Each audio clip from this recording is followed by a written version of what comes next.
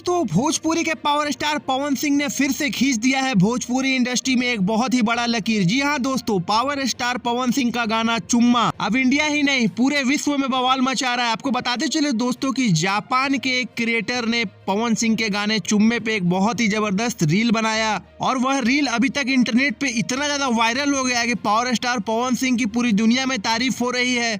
यह गाना 2024 के सुपरहिट फिल्म विक्की विद्या की वो वाली वीडियो में आया था और यह गाने ने महज 2 महीने में ही 70 मिलियन व्यूज क्रॉस कर दिया है। पवन सिंह का यह क्रेज देखकर तो यही बात याद आता है कि आज से ठीक 2 साल पहले पावर स्टार पवन सिंह ने एक भविष्यवाणी की थी कि उसको भी नचाऊंगा भोजपुरी गानों पे जिसकी आपने कभी कल्पना भी नहीं की होगी। और यह सच होता नजर आ रहा है दोस्तों। आज बॉलीवुड क्या, साउथ क्या, विदेश क्या, सभी पावर स्टार पवन सिंह के गानों में झूमते नजर आ रहे हैं। और पवन सिंह को चैलेंज करने वाले खेसारी लाल यादव का स्टारडम आजकल पूरी तरह से डगमगा चुका है। वह कहीं भी पावर स्टार पवन सिंह के आसपास भी नजर नहीं आ रहे हैं।